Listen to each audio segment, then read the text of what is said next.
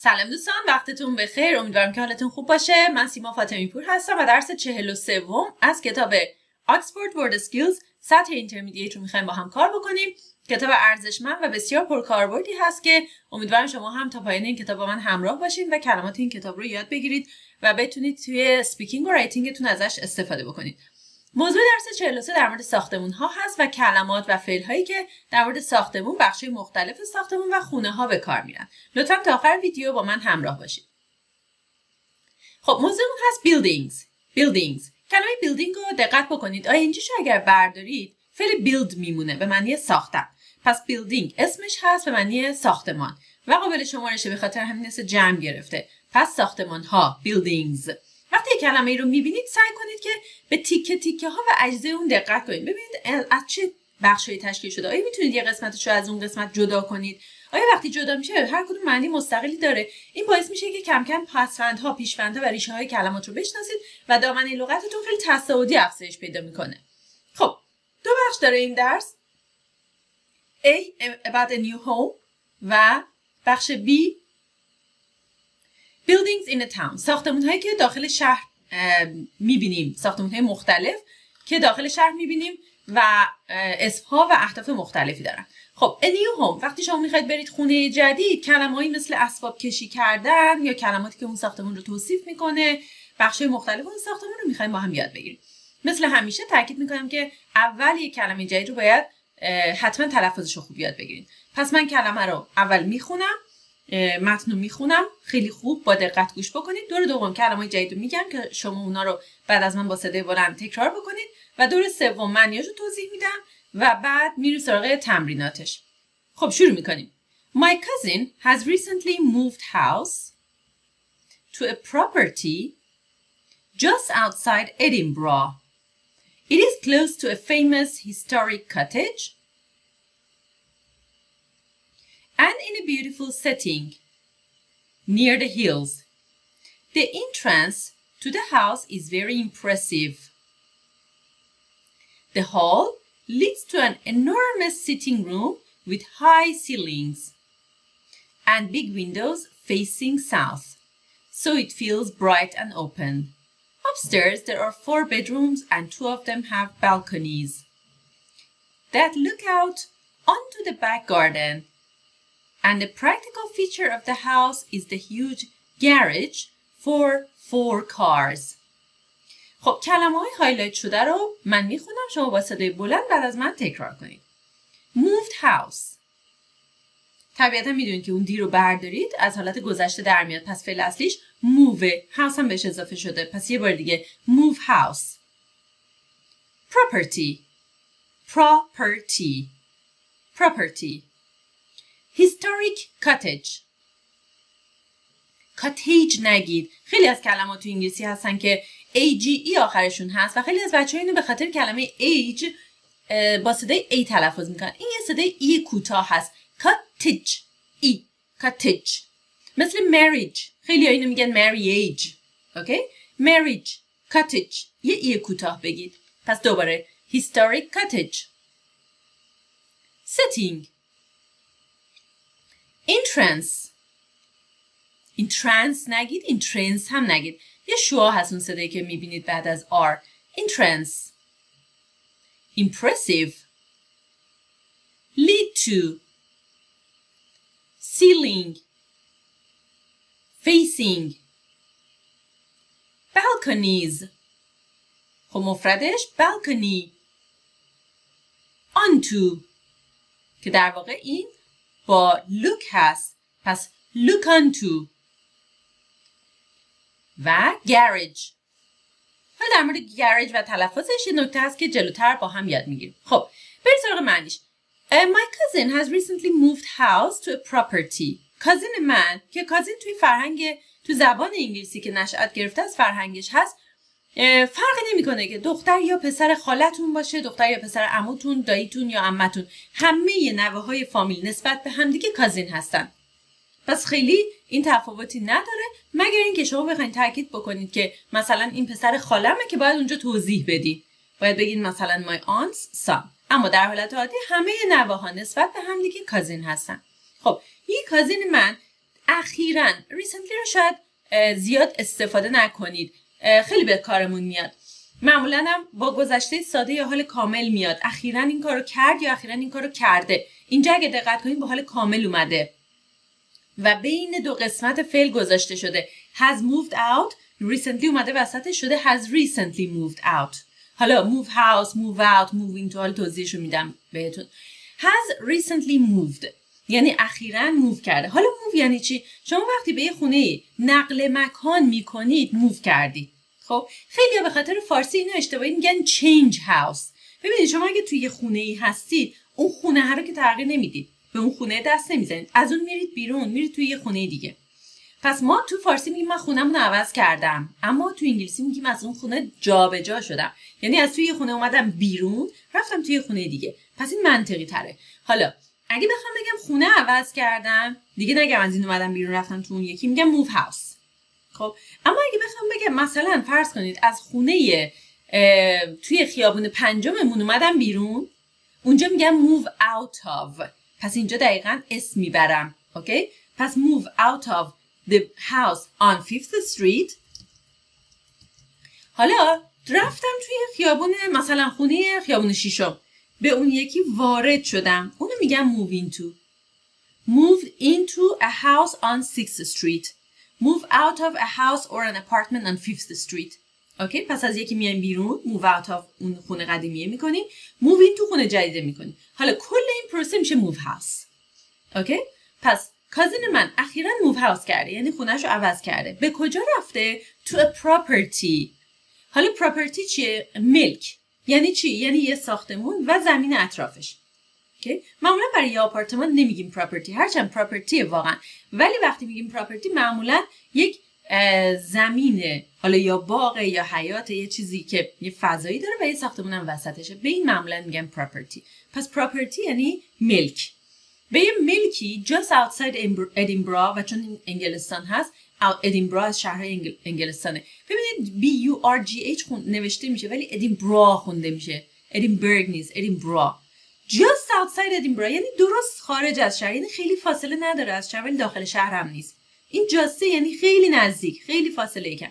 just outside Edinburgh. خب پس رفته به یک ملکی که بیرون از ادینبرا هست، چون میبینید تصویرش هم دیگه داخل شهر نیست. سابربه. سابرب کجاست؟ سابرب حومه شهره، یعنی جایی که شهر تموم میشه. اما با کانتری ساید هم فرق میکنه. اینو خیلی از بچه‌ها باز اشتباه میگیرن. کانتری ساید بیرونتره، فاصله دارتره از شهر، دیگه جزء شهر نیست، معمولا جزء مناطق ییلاقی و خوش آب و هوایی محسوب میشه که خیلی‌ها برای پیکنیک میرن، برای مسافرت کوتاه میرن. اما حالا بسته به این که اون شهر و کشور فرهنگش چجوری باشه، مثلا سابرب های ایران مناطق جالبی نیستن، مناطق ضعیفی هستن از لحاظ اقتصادی و فرهنگی، ولی سابرب های خیلی کشورها مناطق خیلی خوبی هستن، یعنی خونه ها فضاها بزرگتره، خانواده هایی که بچه دارن و خونه های بزرگتری لازم دارن میرن توی سابرب زندگی میکنن. خب کانتری ساید هم که دورتره و جاییه که برای تفریح و مناطق خوش آب و هوا استفاده میشه. خب رفته کازین من به یک پراپرتی که خارج از شهره و احتمالاً توی سابرب اون منطقه است که نزدیک به یک ساختمونی، به یک کلبه هیستوریک مشهور. خب کلبه کلمه کاتج هست. کاتج تاریخی، هیستوریک، هیستوری تاریخ، هیستوریک تاریخی، و این ساختمون، این کلبه تاریخی مشهورم هست. پس famous historic cottage. این نزدیک اونه. And in a beautiful setting. setting کجاست؟ محل قرار گرفتن یه چیز میگن setting. البته تو ادبیات setting هم به مکان و هم به زمان اتفاق افتادن یه داستان میگن. مثلا میگن این فیلم settingش مثلا قرن 18 در اروپاست. یعنی در تایم و پلیسی که اتفاق افتاده. اینو میگن setting. اما اینجا بیشتر برای مکان فقط استفاده میشه. In a beautiful setting توی منطقه، توی یک محل زیبا near the hills، نزدیک تپه ها. The entrance to the house is very impressive. از فعل اینتر میاد به معنی وارد شدن، entrance ورودی. ورودی اون خونه خیلی ایمپرسیوه. ایمپرسیو یعنی تاثیرگذار، اما کلمه مثبتیه. اگه مثلا میخوام بگم فرض کنید آلودگی هوا روی سلامت ما تاثیرگذاره، اینو نمیگم ایمپرسیو، اون میشه effective. یا میشه اینفلوئنشال، اون خنثاست که میتونه مثبت باشه میتونه منفی باشه. effective یا اینفلوئنشال هم میتونه منفی باشه و هم مثبت باشه. اما ایمپرسیو یه چیزیه که خیلی زیباست، خیلی بزرگه و ما رو تحت تاثیر قرار میده. پس تاثیرگذار با معنای خیلی مثبت. ورودی اون خونه خیلی تاثیرگذاره، یعنی بسیار زیباست. Very attractive, very beautiful. The hall leads to an enormous sitting room. هال رو با حالی که ما توی خونه های ایران داریم اشتباه نگیرید. هال به معنی راهرو هست و راهرو منتهی میشه حالا به یک محل نشیمن که اون نشیمن رو یا میگیم لیوینگ روم یا سیتینگ روم. پس این هال منتهی میشه. حالا فعل منتهی شدن رو میبینید اینجا lead to an enormous sitting room. enormous چیه؟ یه صفته به معنی خیلی بزرگ. یه سینونیم براش یاد بگیریم، مثلا giant یا سینونیم دیگه gigantic. giant و gigantic هر دو یعنی خیلی بزرگ. سینونیم enormous هستن. میرسه به یک sitting room خیلی بزرگ with high ceilings، با سقف‌های خیلی بلند. پس ceiling یعنی سقف. با روف اشتباه نگیرید. روف بیرون ساختمونه، پشت بوم. سیلینگ داخل ساختمونه، سقف، اونجایی که مثلا شما چراغو بهش آویزون می‌کنید. and big windows و پنجره‌های بزرگ که رو به کدوم سمت هستن؟ facing south. اینجا face verb فعله، یعنی رو به چیزی بودن. خب حالا چرا ing گرفته؟ جمله اصلی این بوده big windows that face south. پنجره‌های بزرگی که رو به جنوب هستن که اون that حذف شده، face ing گرفته. پس face به معنی رو به چیزی بودن. facing south رو به جنوب. facing north رو به شمال. so it feels bright and open. پس به خاطر اینکه رو به جنوبه حس bright و open بودن داره، یعنی حس باز بودن و روشن بودن داره. upstairs طبقه بالا. upstairs خود stairs به معنی پله هست، اما upstairs چسبیده به هم یعنی طبقه بالا. برعکسش downstairs باز هم چسبیده به هم. upstairs there are 4 bedrooms. 4 تا اتاق خواب وجود داره. and 2 of them have balconies. 2 تا از اونها بالکن داره یا تراس داره. خب اون بالکن ها look out onto the back garden.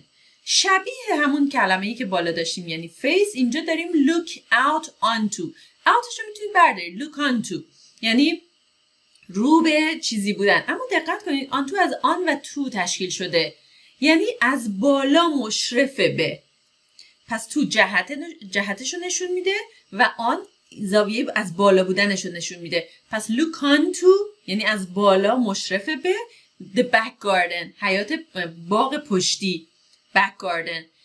خب این هم پس ویو بالکنشه. and the practical feature of the house is the huge garage for 4 cars. فیچر پرکتیکالش، فیچر یعنی ویژگی، کلمه خیلی پرکاربردیه. شما میتونید در مورد آدم به کار ببرید، در مورد ساختمون، در مورد وسایل. ویژگی کاربردی این خونه گاراژشه که برای 4 تا ماشین جا داره و خیلی هیوجه. huge garage for 4 cars. huge هم گفتیم به معنی gigantic یا giant هست یا enormous، همشون به معنی خیلی بزرگ هستن. کلمه garage گفتم که نکته تلفظی داره، چند تلفظ مختلف براش داریم. گاراژ یکی از تلفظهای بریتیشش هست که تو این کتاب داره استفاده میشه.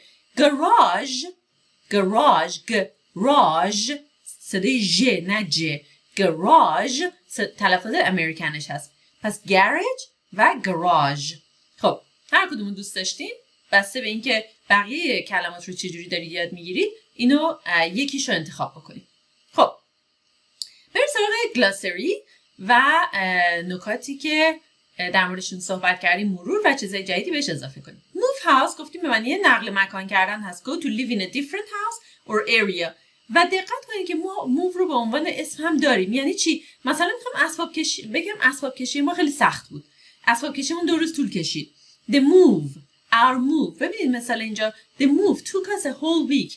اسباب کشی ما 1 هفته کامل طول کشید. took هم اینجا به معنی طول کشیدنه نه گرفتن. took us a whole week. 1 هفته کامل طول کشید. کلمه بعدی property.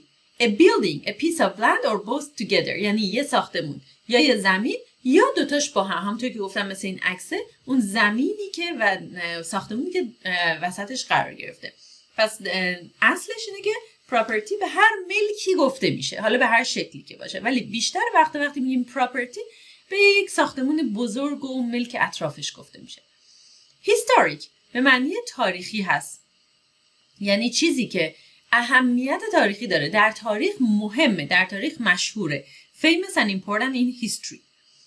cottage به معنی کلبه. cottage small house especially in the country، به خصوص توی country یا countryside. اینجا country که میگیم به معنی کشور نیست، همون countryside که گفتیم خارج از شهر، مناطق خوش آب و هوای ییلاقی خارج از شهر.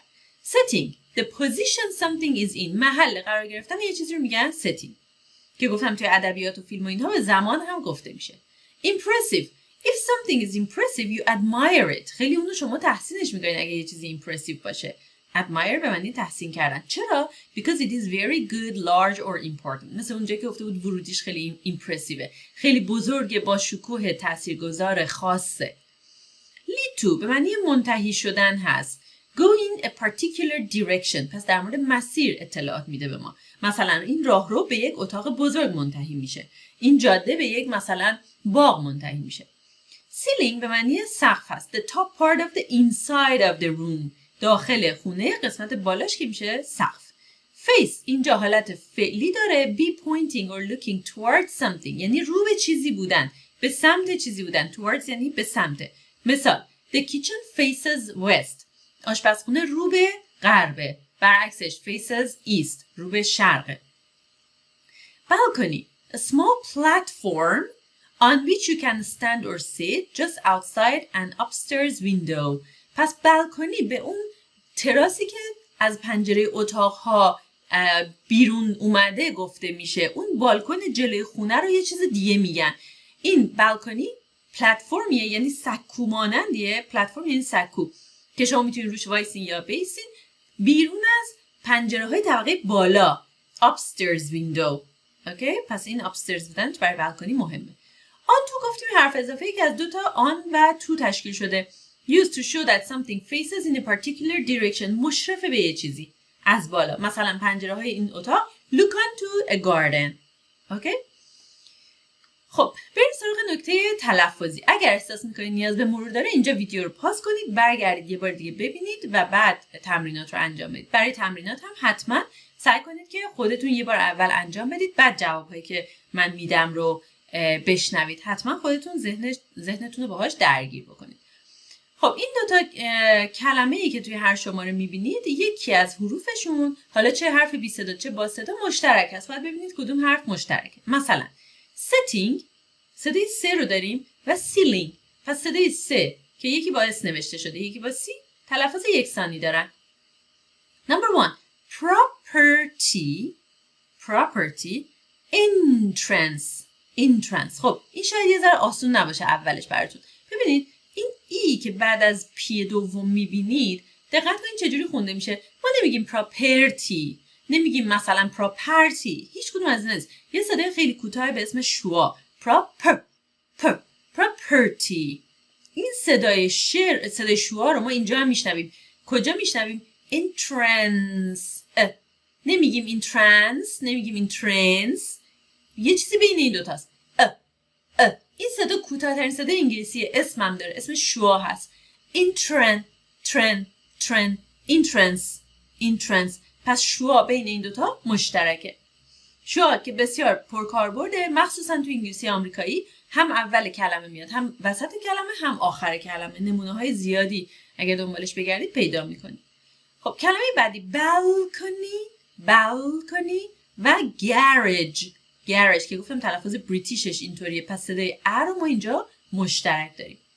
کلمه بعدی کاتج و جم، صدای ج رو مشترک داریم.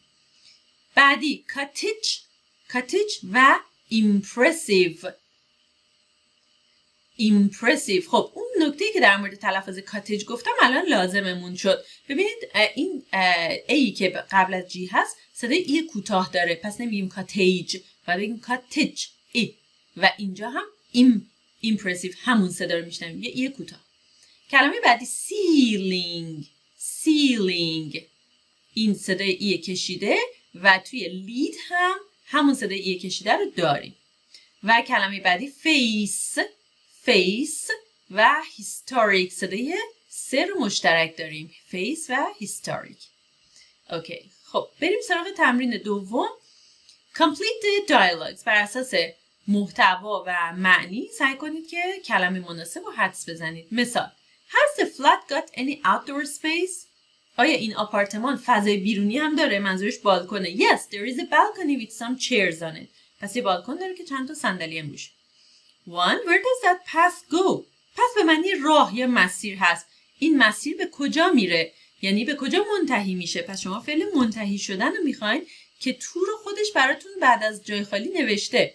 پس it leads to. حالا چرا leads؟ چرا اس بذاریم؟ چون سوم شخص مفرده. It leads to the river at the bottom of the garden. Number 2, does your aunt live in a big house? Does your aunt live in a big house? خاله یا عمه شما توی خونه بزرگی زندگی میکنه؟ No, it's a pretty little in a village. خب اگر شهر بود مثلا باید میگفتیم آپارتمان. اما چون گفته ویلج پس حتما داره توی یک کلبه زندگی میکنه. A little cottage in a village. دقت کنید که این pretty هم به معنی زیبا نیست. این pretty چون قبل از یه صفت اومده مثل قیده، یعنی داره اون صفت رو یک مقدار دقیق ترش میکنه، برای ما توضیح و اطلاعات اضافه میده. پس اینجا pretty یعنی نسبتاً کوچیک. 3. Do you leave your car in the street at night? ماشین تو شبا میذاری تو خیابون؟ No, we put it in the. خب کجا میذاریم ماشینمون رو توی خونه؟ Garage. Garage به معنی پارکینگ خونه هست. Garage. Number 4, shall I meet you at the museum? Yes, let's meet in the. خب وقتی که شما یه جای عمومی با یه نفر قرار میذارید باید بگید کجاش همدیگر رو ببینیم. مثلا دم درش، توی سالن اجتماعاتش، مثلا طبقه بالا، طبقه پایین. اینجا برای موزه دارن اینا دم در ورودی با هم قرار میذارن. پس let's meet in the entrance. دم در ورودی. Number 5, how long have you lived here? 2 years. But we are house in the summer. خب داریم جا به جا میشیم. پس از اینجا میخوایم بریم. داریم move house میکنیم توی تابستون. Number 6, you've got a huge balcony. Yes. بالکن خیلی بزرگی دارید. میگه آره. And it looks out. خب حرف اضافه‌ای که داشتیم مشرف بودن یا از بالا دید داشتن به چیزی. Looks out onto the countryside. به countryside دید داره. Number 7, it's so dark in this part of the house. That's because it به سمت شمال رو به شمال هست. It faces north and gets no sun. Face به رو به جایی بودن. Number 8, is the town old? Yes, it has a number of buildings that tourists visit. خب ساختمون هایی که توریست ها میان بازدید میکنن ساختمون های هیستوریک هستن. حالا در مورد خودتون باید به این سوالات جواب بدین. مثال when did you last move house؟ مثلا میگیم I last moved house 6 months ago. ببینید last کجا میذارید؟ قبل از فعل اصلی میذارید. یعنی آخرین باری که این کارو کردم. I last moved house حالا زمانش 6 months ago. اوکی، حالا بر اساس زمان خودتون جملتون رو شما میسازید. حتما سعی کنید جمله رو بگید، جمله کامل. اینجا نگید خب این چه 6 months ago. نه، هدف اینجا اون 6 months ago نیست. هدف اینه که شما یک بار move house رو توی یه جمله کامل به کار ببرید و حتما هم بنویسید هم با صدای بلند بگید. دقت کنید که این کلمه ها هدفشون اینه که در نهایت شما توی اسپیکینگ و رایتینگ از اینا استفاده کنید. پس همین الان بلافاصله باید توی اسپیکینگ و رایتینگ پیادهشون کنید وگرنه فرار خواهد بود. Number 1, what kind of do you live in؟ خب شما توی چه جور ملکی زندگی میکنید؟ What kind of property؟ این بر بذاریم اول property رو. What kind of property do you live in؟ خب شما توی چه جور ملکی زندگی میکنید؟ اوکی؟ بر اساس ملک یا خونه خودتون توضیح میدید. I live in a مثلا توی آپارتمان کوچیک زندگی میکنم. In a small apartment downtown. یعنی توی مرکز شهر. Downtown یعنی مرکز شهر. یا مثلا میتونید بگید I live in a huge property in the countryside. I live in a house مثلا near the river. هر چیزی میتونه باشه. I live in a cottage in the countryside. In a village. Okay? Number 2. Is it a building؟ حالا اینجا شما طبیعتا یه صفت میخواید. مثلا میتونه هیستوریک باشه. آیا این ساختمونی که شما دارید توش زندگی میکنید هیستوریکه، تاریخیه میتونید بگید no, it's a modern building. No, I live in a modern building. یا اینکه yes, I live in a historic building. 3. Does it have high ceilings in the main room? High ceiling. دقت بکنید به دیکتش CEI. تو اتاقای اصلیش high ceilings داره، سقف بلندی داره. Yes, it has high ceilings in the main rooms. یا no, the ceilings are not very high in the main rooms. Number 4, does it face another building or something else? حالا این از ویوش داره صحبت میکنه. به سمت چیزی هست، مثلا به سمت پارک، به سمت ساختمونه دیگه است، به سمت یه چیز دیگه است. Does it face a park, another building or something else? شما میگید it faces a park. It faces other buildings. It faces the main street. رو به سمت خیابون اصلی هست. خب حالا در مورد ویژگی های خونه. What is the most feature of the house? اون ویژگی خیلی تاثیرگذار این ساختمون چیه؟ What is the most impressive feature of the house? مثلا میتونید بگین که یک front garden یا یک back garden خیلی زیبا داره. The most impressive feature of the house is the back garden.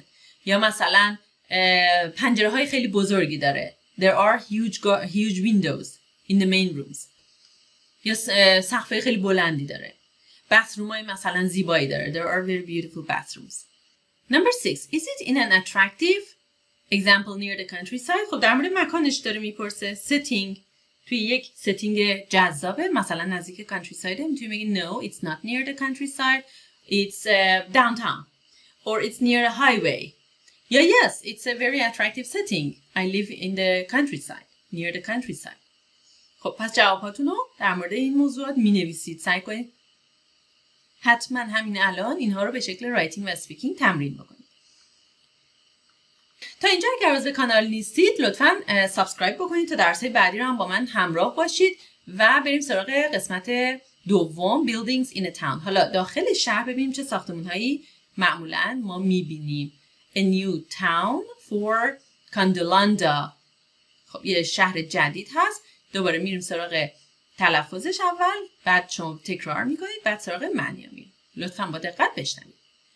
Planning has begun on a new car-free town which the authorities plan to locate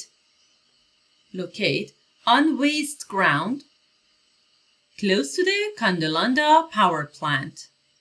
It will consist of houses, parks, and public transport facilities, as well as public buildings, such as a police station, a secondary school, town hall, etc. There will be commercial buildings, including a shopping mall, office blocks, retail stores, and a medical center. There will also be a large area of modern apartment blocks, and residents will welcome the addition of a nearby leisure center. The heating for all the buildings will come at low cost from the power plant. خب کلمه‌های شاید جدیدی اینجا دیدید، شاید بعضیشون رو اولین باره که اینجا میشنوید، در موردشون با هم صحبت میکنیم. اول تلفظا رو مطمئن بشیم که درست بلدیم. بعد از من لطفاً تکرار کنید. یکی دو تا کلمه دیگر هم من اینجا اضافه میکنم از جمله authorities. خب تکرار کنید لطفاً. Authorities. Authorities. Locate. Locate. Waste ground. Waste ground. Power plant. Power plant. Town hall. Town hall. Commercial. Commercial. Shopping mall. Shopping mall. Office block. Office block. Retail store. Retail store. Apartment block. Apartment block. Resident. Resident. Addition. Addition. Leisure center. Leisure center. Heating. Heating. خب بریم سراغ معنیش. Planning has begun. Planning یعنی طراحی. پلان فعلشه، اینجا ing گرفته، جای فاعل اومده، یعنی حالت اسمیش به کار رفته. کلا فعل با ing تبدیل به اسم میشه. برنامه‌ریزی یا طراحی. طراحی شروع شده. در مورد چی؟ طراحی چی؟ On a new car-free town. car-free چیه؟ کلا خیلی کلمه‌ها وقتی free پشت سرش بیاد یعنی بدون اون. car-free بدون ماشین. مثلا شما این نوشیدنی میخرید شوگر فریه، یعنی بدون شکر. اوکی؟ کار فری، بدون ماشین. یه شهری که توش ماشین نیست. Which the authorities plan. authority ها کیا هستن؟ افراد صاحب قدرت یا افراد تصمیم گیرنده، صاحبان یک چیزی. همون کلمه ای هست که توی فارسی هم اومده، اتوریته، یعنی صاحب قدرت. مثلا میگن در مورد این موضوع authorities دارن تصمیم میگیرن، یعنی افرادی که صاحب این موضوع هستن، افرادی که در منصب قدرت هستن. authority ها یعنی صاحبان اون موضوع، تصمیم گیرنده های اون موضوع. plan to تصمیم دارن که locate کنن. locate یعنی قرار دادن و location پس اسم همین فعل هست. locate کنن کجا؟ روی یک waste ground. ground یعنی زمین. waste یعنی اضافه یا زباله یا چیز دور ریختنی یا هدر دادن اگر فعل باشه. waste ground یعنی یه زمین بی استفاده. پس waste ground زمین بی استفاده. کجا؟ close to. ببینید این close نیست، close. close با تلفظ سه به معنی نزدیک به. close to the Condolanda power plant. نزدیک power plant کاندولاندا.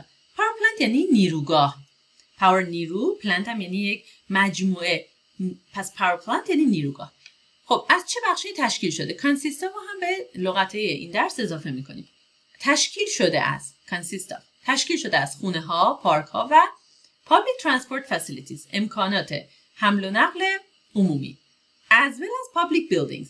همچنین در کنار. as well as یعنی همچنین در کنار. public building هایی مثل ساختمان های عمومی مثل police station، ایستگاه پلیس، secondary school، مدرسه دبیرستان. ما یه elementary school داریم، یه primary school. بعد از اون 6 سال دوم میشه secondary school. town hall چیه؟ ساختمون بزرگ اداری شهری که معمولا شهرداری توشه. ساختمان اداری دیگه‌ای هم یا مجموعه اداری دیگه‌ای هم توشه، ولی تاون هال اون ساختمون اصلی اداری شهر رو میگن. یا توی بعضی شهرها میشه همون شهرداری. پس یک تاون هال داره و دیگه ساختمان‌های دیگه etc.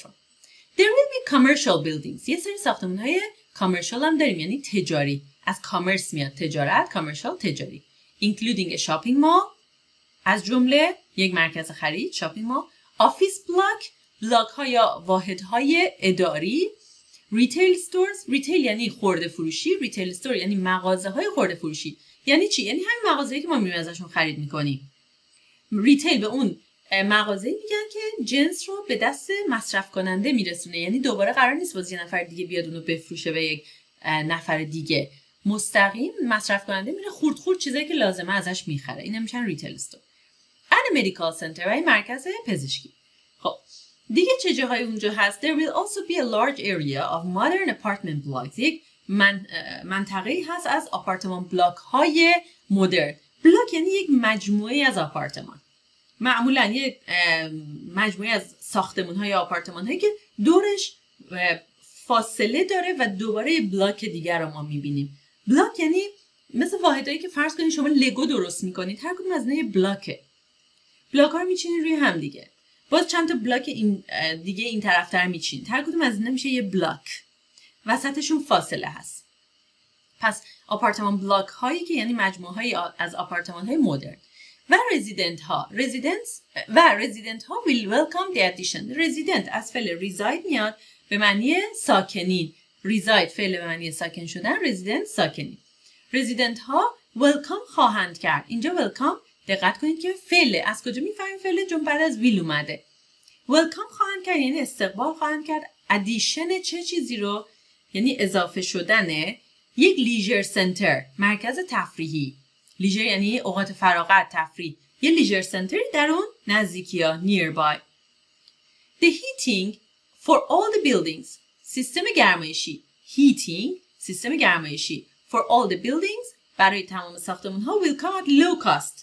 at low cost و at high cost یعنی با قیمت پایین یا قیمت بالا. به قیمت پایین از کجا میاد؟ از اون پاور پلانتی که اون نزدیک هست، از نیروگاه. خب بریم سراغ گلاسری. باز هم تاکید میکنم حتما اگر که متن رو نیاز دارید که تکرار کنید همینجا پاز کنید و برگردید. خب کلمه اول locate که حالت فعلی داشت یعنی قرار دادن. put or build something in a particular place. چیزی رو در جای خاصی قرار بدیم. waste اگر که به معنی صفتیش اینجا به کار بره یعنی بی استفاده. حالت فعلیش یعنی هدر دادن. Not used or not suitable for use یعنی بی استفاده است، به درد نخوره. Waste ground زمین بی استفاده. Power plant نیروگاه. A building where electricity is produced برق تولید میشه. تاون هال کجاست؟ گفتیم مرکز اداری یک شهر یا ساختمانی مثل شهرداری. A large building for local government offices اداره های دولتی اونجا قرار گرفتن. اداره های دولتی یک شهر و توی خیلی از شهرها همون شهرداری هست. Commercial به معنی تجارت یا تجاری. Connected with buying and selling things پس commerce اسمشه، commercial صفتشه. Shopping mall مرکز خرید. A large building containing shops, restaurants, etc. همچنین به طور اختصار بهش مال هم میگن یا شاپینگ سنتر مرکز خرید یا مال تنها. ریتیل استور کجاست؟ A shop selling goods to customers مستقیما به مصرف کننده یا به مشتری میفروشه. ریتیل یعنی selling goods پس میشه خرده فروشی یا مغازه هایی که به مشتری چیزی میفروشن. Resident a person who lives in a particular place کسی که توی جای خاصی زندگی میکنه میشه ساکن اونجا. Addition something or somebody that is added to something چیزی که اضافه میشه. Leisure center مرکز تفریحی. A public building where people can go to do sports and other activities in their free time میرن مردم اونجا تو اوقات فراغتشون ورزش و بازی‌های مختلف انجام میدن. Heating a system for making rooms and buildings warm سیستم برای گرم کردن اتاق و ساختمان. خب در مورد بلاک صحبت کردیم. A block is a big building with a lot of offices or flats inside. پس یک ساختمونه معمولاً مجموعه از مجتمعه یا عالمه توش آپارتمان یا ساختمان‌ها یا واحدهای اداری یا حتی تجاری توش وجود داره. پس کل این چون یه تیکه هست میشه یه بلاک. مثلا office block, apartment block or a block of flats. A block of flats یعنی مجموعه از یه سری فلت ها یا مجموعه از آپارتمان ها. Apartment block هم همون معنی رو میده. A block is also an area of buildings with the streets all around it. همونطور که گفتم بین بلاک ها یک خیابون وجود داره یعنی بلاک ها معمولاً با یه کوچه یا خیابون از هم جدا میشن. یعنی اگر چند تا ساختمون هم کنار هم باشه بعد برسید به یه خیابون به اون چند تا ساختمون چون چسبیده به هم هستن هم میگن یه بلاک. حالا تو آدرس دادن شما از این استفاده میکنید. مثلا دنبال بانک میگردید. اوکی؟ میگید که از یه نفر میپرسید بانک کجاست؟ اون میخواد بگه 2 تا بلاک برو جلو یعنی 2 تا خیابون رو رد کن برو جلو.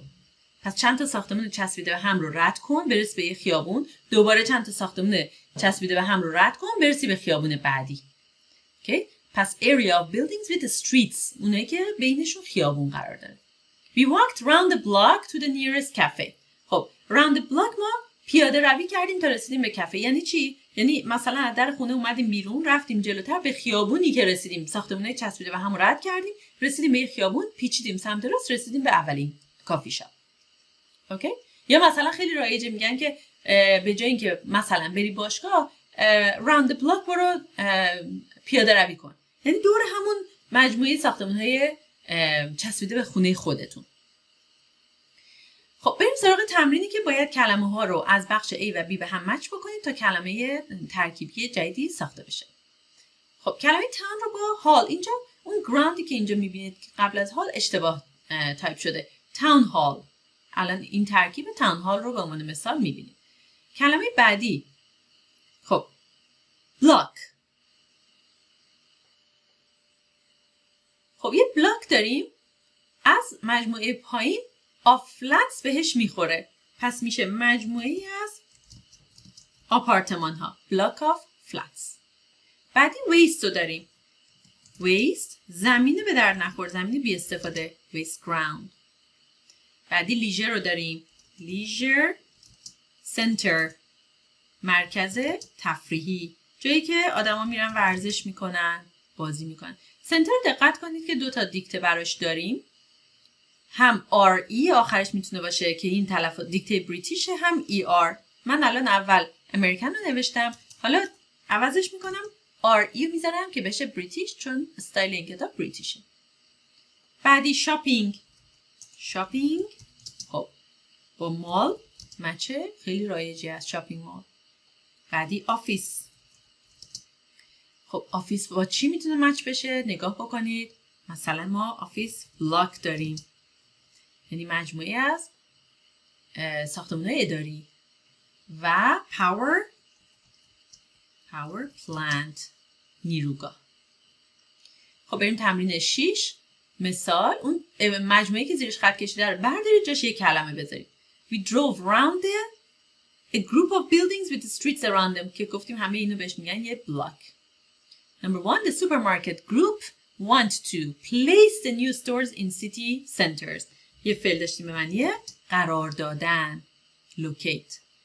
Number 2, the property is not suitable for restaurant or retail use.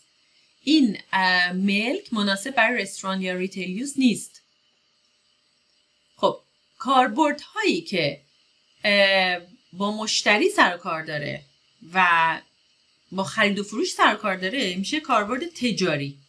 پس چیزی که با یوز هم جوره، کالوکیشنه. رستوران و ریتیل یوز رو برمی‌داریم جاش کامرشال میذاریم، میشه کامرشال یوز، یعنی استفاده های تجاری. 3. We met at the large indoor place with shops and restaurants. خب یک مکانی که توش پر از فروشگاه مشخص، شاپینگ مال یا شاپینگ سنتر. The children's number 4. The children's play area is a very welcome extra thing. چیزی که اضافه میشه، addition for the residents. یه چیز اضافه، فوق‌العاده. Number 5. The people who live in the area should be told about the plants. کسایی که یه جایی زندگی میکنن رو بهشون میگیم resident های اونجا. Number 6. We live in an apartment building near the center of town. توی یک apartment building زندگی میکنیم نزدیک مرکز شهر، که apartment building رو میتونیم بگیم apartment block. Number 7. I bought the furniture in a shop near my family. توی یک فروشگاه وسایلمو خریدم. خب این فروشگاه، چون من به عنوان مشتری و مصرف کننده رفتم اونجا، پس اون فروشگاه یک ریتیل استور بوده. اینه ریتیل استور. Number 8. You get the application forms from the local government offices. مجموعه ادارات یک شهر رو میگفتیم town hall. و number 9. What kind of system for making the room warm do you have? سیستمی که اتاقا رو گرم نگه میداره، heating system. Number 7. خب جمله ها رو کامل میکنیم. Where do you live? Is there a power plant, a leisure؟ خب مرکز تفریحی، leisure center. A lot of waste، زمین های اضافه، بی استفاده. A shopping mall or a shopping center. A town hall. A lot of retail stores. اسم جمع میذاریم. شما کجا زندگی میکنین؟ حالا باید در مورد این خودتون، در مورد محل زندگی خودتون بگید که توی تمرین بعدی ازتون خواسته به اینا جواب بدین. میرسیم به جواب دادنش و در موردش چند تا مثال میزنیم. خب number 2. Do you live or have you ever lived in an block؟ چون ان داره، پس شما باید کلمه بعدیتون با حرف صدادار شروع کنید. in an apartment block، یعنی توی مجموعه مسکونی تا حالا زندگی کردید. Number 3. If so, how many other are there or were there in the block؟ یعنی چند تا آدم دیگه، چند نفر ساکن دیگه اونجا بودن یا هستن. حالا در مورد خودتون به این سوالات میخوایم جواب بدیم. Where you live? Is there a power plant, a leisure center؟ حالا هر کدوم از اینا هست در مورد منطقه خودتون میگین. مثلا where I live، جایی که من زندگی میکنم، there are 2 shopping malls، که 2 تا مرکز خرید هست. There is a leisure center with a lot of sport facilities، که یه عالمه امکانات ورزشی داره. And some waste ground، یه مقداری هم زمین بی استفاده هست. And a lot of retail stores. حالا با این کلمه هی بازی کنید، هی جمله مختلف بسازید. Number 2. Do you live or have you ever lived in an apartment block? Yes, some years ago I used to قدیما I used to live in an apartment block with مثلا 50 apartments. 50 تا واحد توش داشت، یا مثلا 20 apartments. حالا اگر اونجا بودین چند تا رزیدنت دیگه وجود داشت؟ I think there were more than 200 other residents. حالا حدودی میتونید یا تعداد آدماشو بگین یا تعداد واحداشو بگین. یا اگر الان دارین اونجا زندگی میکنین there are. اگر قدیم بوده there were. تعداد رزیدنتاشو میگین. خب برای اینکه این کلمات تو ذهنتون بمونه، تا درس بعدی این کلمه ها رو هی اطراف خودتون ببینید، در موردشون تو ذهنتون جمله بسازید، به ساختمان‌های اطرافتون نگاه کنید، فیچراشو بگین، خونه های اقوامتون، دوستاتون رو توصیف بکنید، لوکیشن های مختلف رو توصیف بکنید، ویژگی های داخل خونه ها رو توصیف بکنید، هی بهشون فکر کنید، خونه ها رو با هم مقایسه کنید. مثلا میگه خونه خودم رو با خونه مامان بزرگم میخوام مقایسه کنم، اون این ویژگی رو داره، خونه مامان بزرگم این ویژگی رو داره. این باعث میشه هی کلمات تو ذهنتون بچرخه، هی کاربردی بشه، هی با موضوعات زندگی روزمره‌تون لینک بشه و کمتر فراموششون بکنید.